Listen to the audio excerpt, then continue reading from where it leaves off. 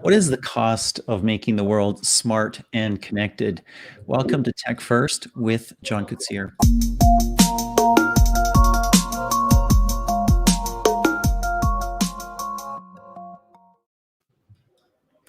Most smart things are smart because they have brains in the cloud, right? Brains in the cloud means data transfer, going up, going down, going across a lot of different services. And that means vulnerability, like perhaps the president of the United States using a Peloton or a Fitbit, or for that matter, any kind of different apps.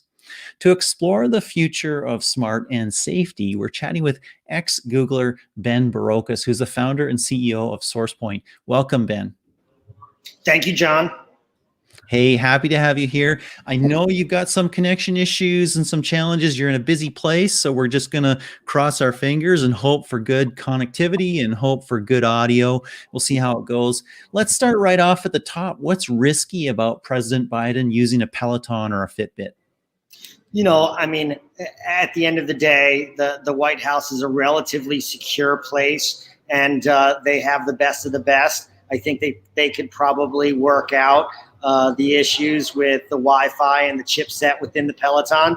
That being said, we're always concerned when the leader of the free world has security vectors by which can be compromised. And so, you know, we need to look at those very, very closely. That being said, I think him having a Peloton is a lot less dangerous than our former President Trump having the ability to tweet to his Proud Boys. So I think we all have to put these things into perspective and kind of go from there. Yeah, that could be the case. So we've seen in the past that U.S. Army bases and some personnel were ID'd by Strava, right? The running app. And I heard that Michelle Obama used, I think it was a Peloton as well, but ripped the camera out. Have you seen other people do that as well? I don't think you necessarily have to be so violent as ripping the things out. A little bit of tape goes a long way when you want to maintain your privacy and you've gotten to a level of sketchiness where, you know, if the blue light's not on, are they still watching you? That being said, you know, if you were to look at the new book Spy Catchers that came out around the new head of the DNI, it's really interesting to understand what can be done. Yeah, certainly. I think that you know, policies and procedures need to be put in place, especially when there's surveillance objects in everyone's pocket. The ability to have agency over your own data is really crucial, and the ability for the armed forces to keep their personnel safe and keep our country safe. There should be the ability to turn off on an app by app or device by device basis things like precise location. Now, telling people that they can't use Uber on base, okay, that's probably not the end of the world, but telling them that they can't use it when they're off base, all right, well, people should be free to make their own selections and choices.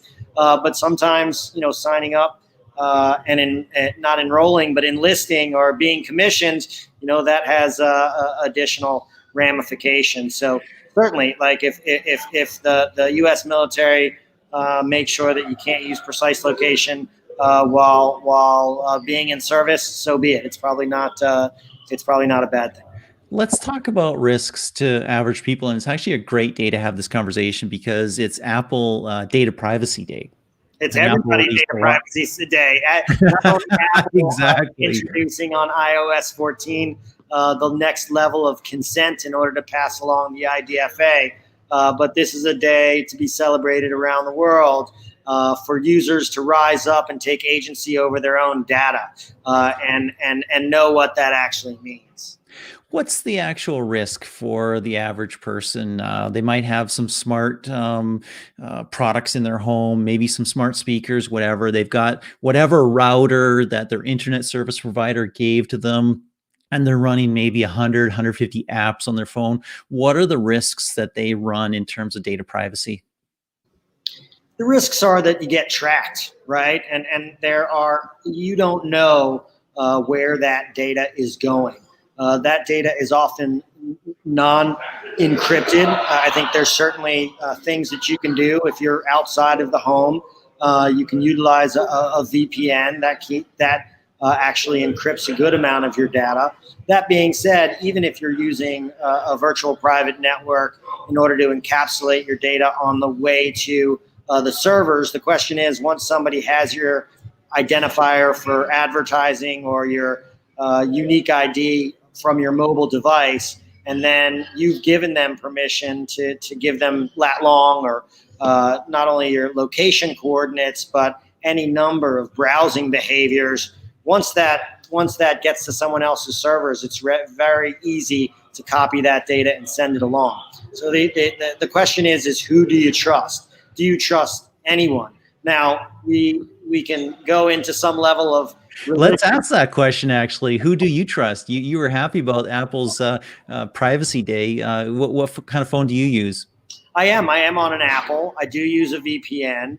I don't have 150 apps on my phone, but I do, I use Uber and Lyft, and they know my location when I want a car being pulled up. I use Zwift. I use Strava.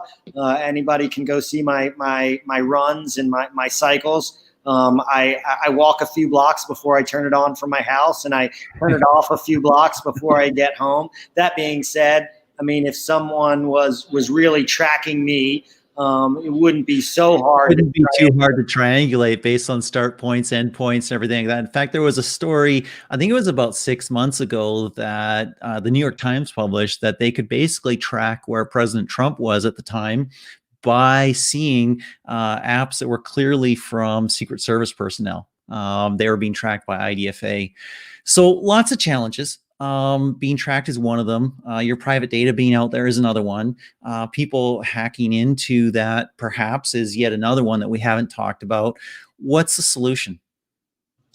Solution is really, it's about education. It's about taking agency over your own data, and it's about making good decisions about where and who you trust.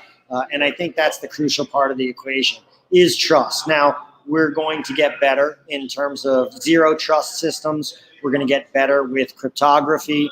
But in order for there to be personalization, in order there to be customization of experience, if we need to have some level of trust. And so,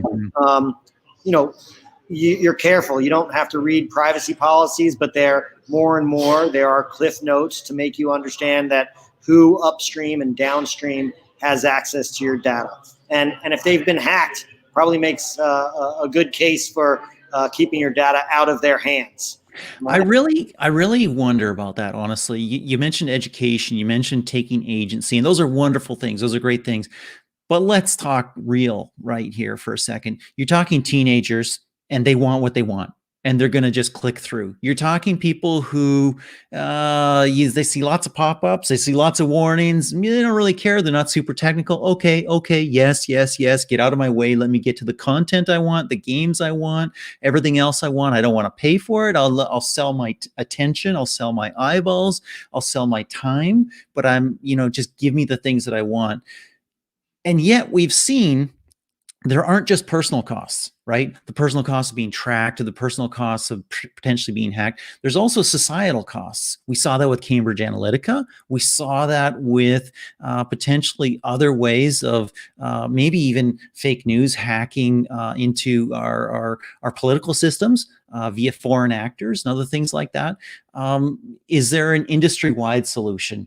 Is there a solution? You don't want to be draconian and impose something necessarily, but is there a solution for, we know that there's 30 to 50 to 60% of people who just don't care and won't get educated. What's the solution there? I mean, I believe that not caring is anyone's right? Yes. I think, though, to your point, the value exchange has to be very clear, and everyone should have the choice to either pay with data and attention, which we normally understand to be advertising, but doesn't always have to be advertising. That can be bifurcated. Or you can pay with fiat currency, but understanding that there is a transaction that's occurring every time digital utility is being utilized, and every time there is content that is being consumed, must be clear, and that must be understood globally. And once that's understood, then everyone has made a free choice. I call it compensation consent, right? So we think about what GDPR is doing. We think about where CCPA and CPRA is going. We understand what Washington State and Virginia are proposing. I think what it comes down to is plain talk around compensation. And this is the issue that we've dealt with. The problem there is everyone is afraid of friction, and everyone is afraid of understanding what does the user value. And we understand that, hey, Google and Facebook, they provide such incredible amounts of value to the user. Free email, incredible maps, the ability to communicate with anyone in the world with one click. This isn't just an amazing set of value exchange that gives the ability for many of these walled gardens to suck in so much of your data without you being bothered. And up till now, they haven't been perfect stewards, but they haven't been terrible either. They haven't turned into Big Brother. Having been at Google, the people that I worked with there were really stellar. Now, there are many folks that view them as Big Brother and think that big tech is dangerous. I don't blame them. It has gotten to a point where big tech is almost an oligopoly. And so what do we do to curb that? Do we put power back into the people? Is there frameworks by which this can occur? And I think it really comes back to compensation choice. What are you willing to trade for the utility? What are you willing to trade for access to content? Hopefully access to the truth, which is something that we need more of today. You started SourcePoint as perhaps even a bit of a counterpoint to where you spent the rest of your career in ad tech and everything like that. What did you start it to do, and how are you helping the situation? Penance for my sins. How many years of penance do you have to pay? I don't know. I'm going on 5, but we'll see how long it takes. I'm down for the get down. It's not that I look at what I did previously as exploiting people's data. That being said, I've seen vendors, I've seen actors, I've understood processes that were not as above board as they should be, and I feel that users need to have a better understanding of the transactions that occur as they travel around the web and they go from app to app. And I felt so strongly about it that I founded SourcePoint. I raised $47 million.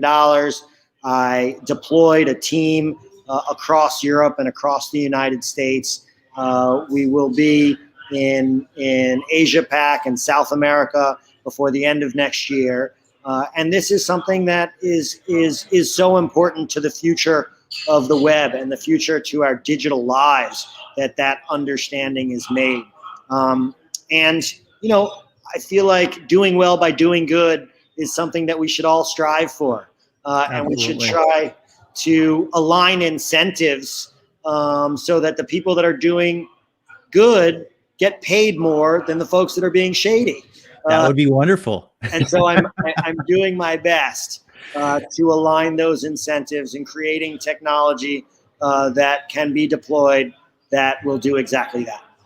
Let's talk about privacy and the future of privacy then. You're building something that does enhance privacy to pay, as you mentioned, somewhat facetiously, for your sins of the past. What does privacy look like in 10 years? I believe that people will be smarter because they will have to overcome the friction that educates them around their choices. I look at the world sort of 99-1, right? 90% of users are really not going to care, and they're going to happily give their data and their attention to places that they trust, and that's something that they can determine. I think 9% of people will evaluate and be intelligent around choosing who they do business with and under what auspices. Who do they pay with their data and trust with their data? Who do they pay fiat currency? And what is their relationship? How do they manage it? And then I believe there'll be a greater percentage of individuals that will be very close kept and they will be able to pay to not have their data be spread out. And is that the 1%? That is the 1%. And unfortunately, I think we're going towards that path where you need to be able to afford that, right? And the 1% may be the one that are most close kept with their data. And they can pay for personalization. They can pay for customization if they want it. And the others, I think they'll need to provide data that is collected in maybe not so direct ways. But I do believe they will need to be given the opportunity to consent. I think that it won't happen blindly. The question is, what is the granularity of consent going forward? Is it happening with every web page? Is it happening on the device level? Is it happening on the application level? What are the bundles of consent that you're given? How detailed are those choices? And that's what we're hoping to influence and create frameworks around. Wonderful. Well, Ben, I want to thank you for taking some time here. And, the people in the background weren't awful, actually. They were actually pretty good. You can give them a little pat on the back when we're done here. Thank you for your time. Thank you, John. Have a great evening. Everybody else, thank you for joining us on Tech First. My name is John Koetsier. I appreciate you being along for the show. You will be able to get a full transcript of this podcast in about a week at johnkoetsier.com. The story comes out at Forbes shortly thereafter, and the full video is always available on my YouTube channel. Thank you for joining. Until next time, this is John Koetsier with Tech First.